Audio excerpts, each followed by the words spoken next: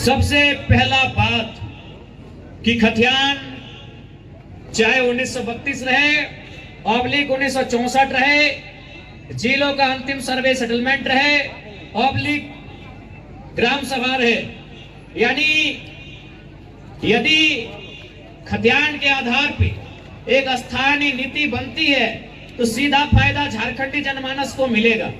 कैसे मिलेगा आपको थोड़ा सा हम देहाती अंदाज में समझाना चाहते हैं। जैसे तीन चीज समझिएगा। एक बारी, ये बारी है, मान लीजिए बारी समझते हैं ना, जहाँ साग सब्जी लगाते हैं, ये बारी है। ये खेत क्या है? बारी। ये पूरा झारखंड क्या है? एक बारी है।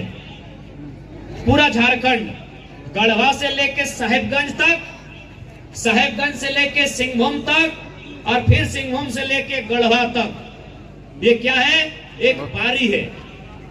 अब क्या चाहिए? बारी में क्या होता है? हम लोग फसल उगाते हैं। क्या उगाते हैं? फसल। यानी झारखंड में जो नौकरी है वो क्या है? फसल है। झारखंड में जो नौकरियां हैं, झारखंड में जो पैसा कमाने का जरिया है वो क्या है? फसल है। और एक क्या होता है? बारी फसल। और एक होता है बाउंड्री, जिसको हम लोग कोई बेड़ बोलता है, कोई घोरना बोलता है। आप लोग क्या बोलते हैं? घोरना। घोरना। हम लोग भी बोलते हैं घोरना। यानी हमारे पास क्या है? बाड़ी है। बाड़ी यानी झारखंड। हमारे पास उस बाड़ी में सब्जी भी लगा है। सब्जी यानी नौकरी, लेकिन क्या नहीं है? घोरना। यही घोरना नहीं रहने के कारण चोर गोरू लेरू आके घुसते हैं, हमारी साग सब्जियों को चरते हैं और चले जाते हैं। चोर गोरू लेरू आते हैं, हमारी साग सब्जियों को चरते हैं और चले जाते हैं। उसी घोरना का नाम है 1932 खतियान। जिस दिन ये लागू होगा, झारखंड की बारी के चारों तरफ एक घोरना लगेगा। उस घोरना में चोर गोरू लेरू पार नहीं होगा। यही है खतियान की लड़ाई। यही है खतियान की लड़ाई। क्योंकि जब तक नियम नहीं बनेगा, लोग फर्जी सर्टिफिकेट बनाएंगे, चोर गोरू लेरू झारखंड में प्रवेश करेंगे, झारखंड की बारी में आएंगे, यहाँ की साग सब्जियों को चरेंगे और दौड़ के फिर चले जाएंगे। इसलिए एक बात आपको कहेंगे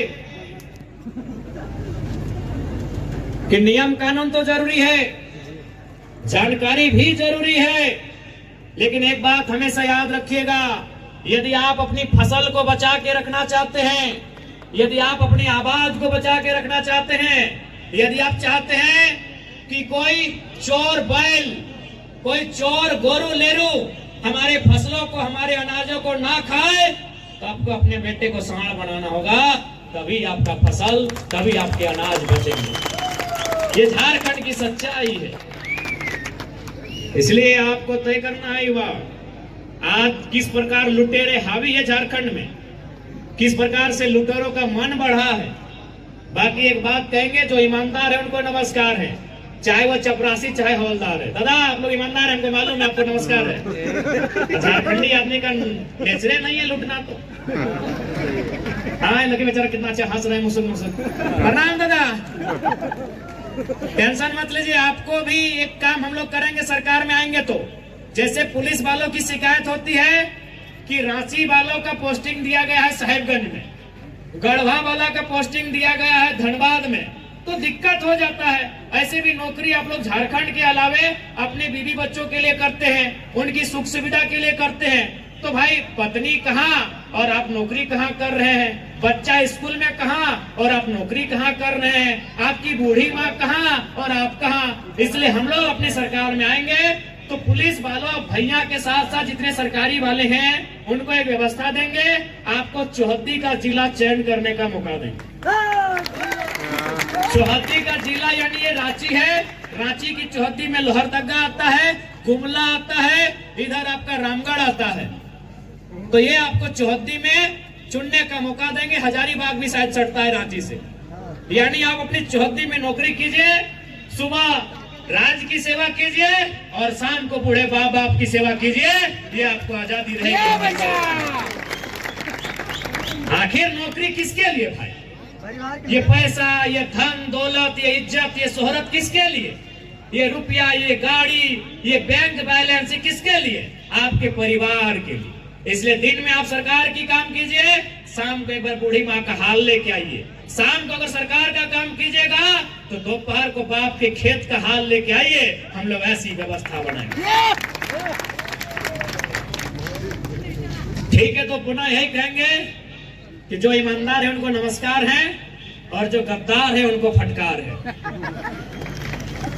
पुनः आज के इस कार्यक्रम में जितने भी हमारे जनता जनार्दन आए हैं, उपस्थित हुए हैं, उन सभी को धन्यवाद, आभार, अभिनंदन, आदाब, नमस्कार, जोहार, सलाम।